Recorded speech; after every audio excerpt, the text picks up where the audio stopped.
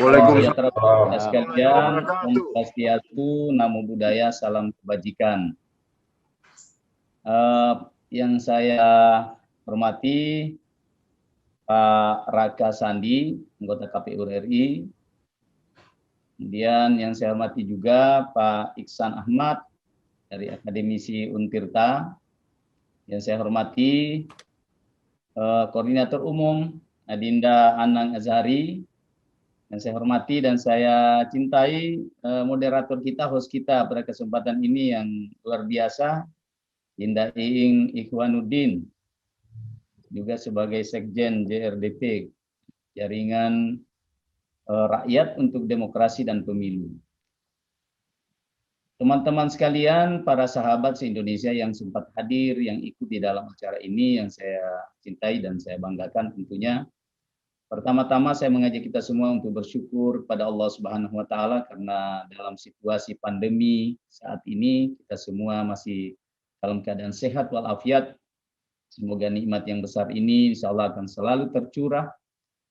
Mudah-mudahan dalam keadaan apapun juga. Berikutnya pada kesempatan yang baik ini saya juga menyampaikan terima kasih dan penghargaan setinggi-tingginya kepada sahabat Jaringan Rakyat untuk Demokrasi dan Pemilu yang telah mengikut sertakan saya dalam acara ini tentunya.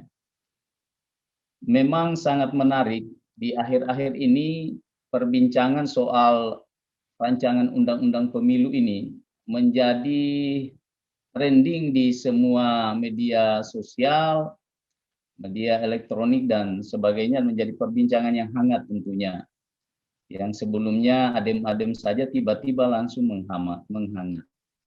Nah, hari ini kita akan bicara soal tema besar kita, yaitu untung rugi pemilu dan pilkada serentak 2024.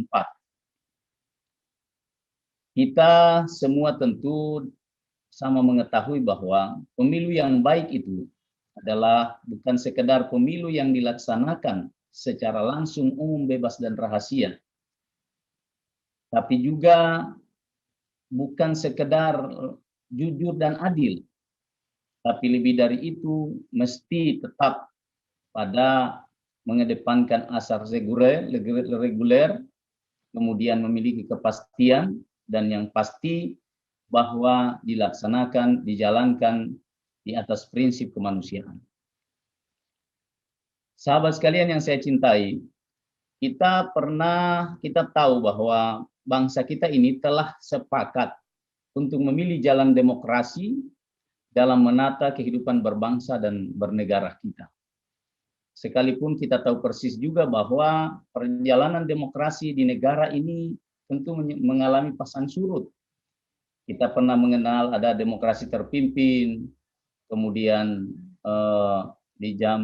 beberapa zaman setelah itu dan sampai hari ini atas amanah reformasi kita melaksanakan sebuah demokrasi yang luar biasa, dan tentunya seiring dengan itu pula bahwa sistem pemilu dan pilkada juga mengalami perubahan dari masa ke masa.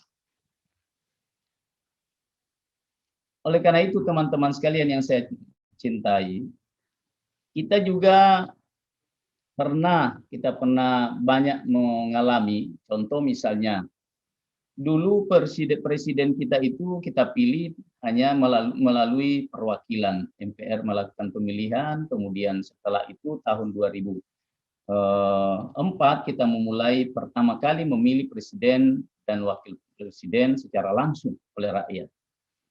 Kemudian seterusnya sampai dengan hari ini. Demikian juga pemilu legislatif, kita mengenal banyak perubahan-perubahan dari yang tadinya ditunjuk langsung, kemudian melalui perwakilan-perwakilan, melalui beberapa sumber-sumber. Waktu itu kita kenal ada ABG, ya, ABRI, kemudian dari Golkar dan birokrasi. Kemudian setelah itu melalui beberapa kali perubahan-perubahan kita mengenal sistem pemilihan ada tertutup, kemudian sekarang kita mengenal ada pemilihan dengan cara terbuka penentuan. Demikian juga di pilkada. Pilkada kita juga mengalami pasang surut, perkembangan dari tahun ke tahun. Dulu pilkada, para bupati, wali kota ditunjuk dari atas. Nah, kemudian tahun 2007 kita melalui era baru pemilihan langsung oleh rakyat sampai dengan hari ini dengan beberapa perubahan-perubahan dari tahun ke tahun. Atas pengalaman sejarah inilah kemudian dan mengamati dan mengevaluasi pelaksanaan pilkada ya 2017, 2019, 2018 dan pemilu 2019, maka pada saat itu Komisi 2 yang membidangi langsung persoalan ini kemudian melakukan konsultasi ya, konsultasi bersama koordinasi dengan mitra kita Menteri Dalam Negeri, dan pada saat itu salah satu kesepakatan kita adalah memasukkan RUU ya, RUU Pemilu ini di dalam salah satu usulan prolegnas prioritas tahun 2021. Nah, dalam kaitan itulah mulailah berproses di Komisi 2, sudah mulai kita kerjasama dengan Badan Keahlian DPR, kemudian menyusun rancangan undang-undang itu, kemudian diserahkan ke Balik, kemudian Badan Legislasi DPR juga sudah melakukan harmonisasi, mengundang para pakar, beberapa kali RDPU untuk meminta masukan-masukan tentang bagaimana kita mendapatkan format pemilu, desain pemilu kita yang bisa mendatangkan kualitas demokrasi kita yang lebih baik. Kemudian dalam proses itulah sehingga kemudian saya tahu betul bahwa dinamika di dalam pembahasan itu juga ya ada beberapa poin-poin penting yang sesungguhnya masih belum ketemu semua fraksi. Tapi semangat untuk melakukan revisi itu ada di semua fraksi di awalnya. Kemudian dalam perjalanannya, kemudian kita dengar bersama, kita tahu bersama, tiba-tiba partai yang tadinya setuju revisi mulai tidak setuju lagi melakukan revisi, kemudian partai yang awalnya mendorong melakukan revisi tiba-tiba berbalik untuk menolak dilakukannya revisi. Tersisalah Partai Demokrat dan PKS yang tetap berusaha mendorong agar dilakukan revisi ini. Ada beberapa alasan-alasan yang kita dengar di akhir-akhir ini kenapa tiba-tiba dilakukan penolakan. Bahkan juga suara pemerintah kita dengar bersama bahwa yang pertama itu belum saatnya untuk dilakukan revisi karena kondisi hari ini kita lebih fokus penanganan masalah COVID-19. Kita perlu fokus katanya di situ. Nah, tentu ini alasan ini juga pasti ada jawabannya. Bahwa kalau tahun 2020 saja kondisi COVID waktu itu dalam keadaan memuncak, tapi pilkada tetap juga dilaksanakan, sekarang ini vaksin sudah ada, saya kira alasan ini tidak terlalu relevan. Nah, yang kedua juga bahwa Undang-Undang Nomor 10 Tahun 2016 itu belum diterapkan sama sekali.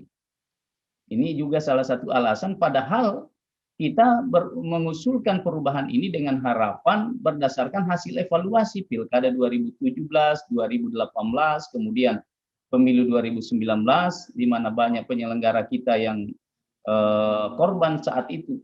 Ini semualah sesungguhnya kenapa dasar kita untuk melakukan usulan revisi. Nah, sahabat sekalian yang saya hormati, ada beberapa sebenarnya alasan-alasan penting bagi kita yang terus mendorong untuk dilakukannya revisi Undang-Undang Pemilu ini. Alasan-alasan ini terlepas dari pertimbangan politis dan sebagainya, tapi ada beberapa alasan penting yang saya rasa ini bisa menjadi bahan bagi kita semua untuk mendiskusikan, sudah memberikan masukan kepada pemerintah dan pihak-pihak yang terkait. Yang pertama, tentu kita alasan kemanusiaan. Saya sudah sampaikan di awal tadi bahwa menjalankan pemilu di atas pertimbangan kemanusiaan itu adalah sesuatu hal yang sangat penting, yang sangat utama. Dan alasan kemanusiaan itu di atas segala-galanya. Kita tahu bahwa pemilu tahun 2019 mendatangkan korban. Ya. Ada 894 orang meninggal kalau tidak salah, mungkin Pak Dewa memiliki data yang lebih akurat. Ada 5.000 lebih, 175 orang yang sakit pada saat itu penyelenggara kita di bawah. Nah, itu. Nah, ini salah satu alasan kenapa harus direvisi, kenapa harus kita perlu pertimbangkan sebuah sistem keserentakan yang ini bisa mendatangkan korban lagi. Yang pertama. Yang kedua, tentu kita mempertimbangkan soal kualitas demokrasi kita.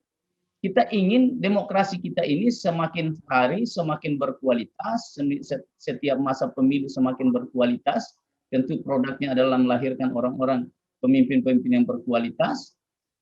Nah, ya kalau ini kita lakukan, maka sudah pasti hasil evaluasi 2019 itu kita bisa lihat pada saat itu ketika bersamaan pertama Presiden, kemudian DPR RI, DPD, DPRD tingkat 1 dan DPRD tingkat kabupaten, pada saat itu masyarakat terbelah. Mereka tidak konsen mau mengikuti presiden, mau mengikuti pemilihan presiden atau DPR. Akhirnya mereka istilah ada partisipasi semu. Ya.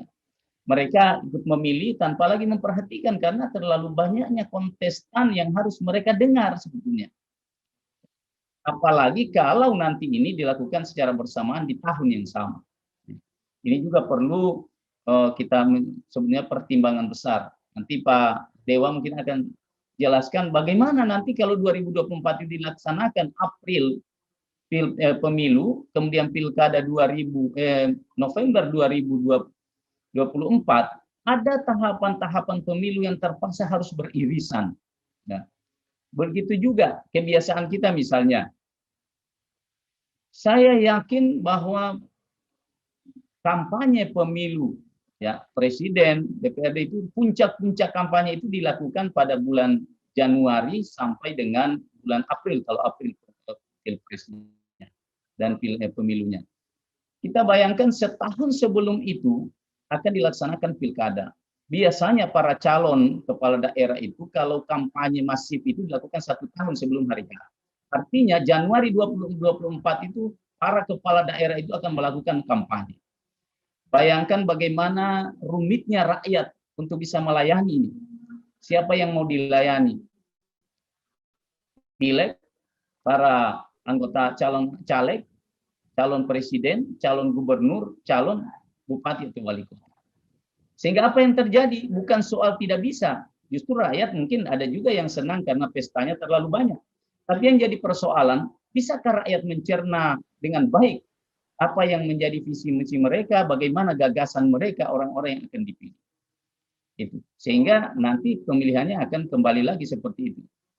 Nah, kemudian selanjutnya, yang paling mengkhawatirkan juga adalah kalau ini terjadi, kita bisa bayangkan kalau pilkada 2024 terjadi, maka kepala daerah yang berhasil yang berakhir masa jabatan 2022, 2023, maka mereka daerah ini akan mengalami stagnasi pelaksanaan pembangunan. Kenapa? Karena kekosongan jabatan ini akan diisi oleh pejabat-pejabat kepala daerah. Dan kita tahu persis bahwa penjabat kepala daerah ini tidaklah sama komitmennya dengan pejabat yang definitif. Ini kalau sampai 2-3 tahun terjadi ini, maka pasti akan terjadi stagnasi.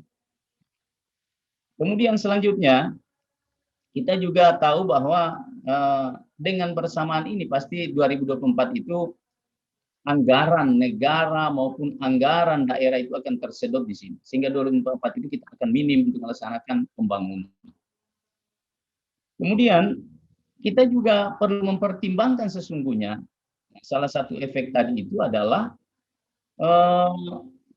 banyak kepala daerah sesungguhnya yang terpilih 2020 itu hanya bisa melaksanakan masa jabatannya itu kurang lebih 4 tahun saja.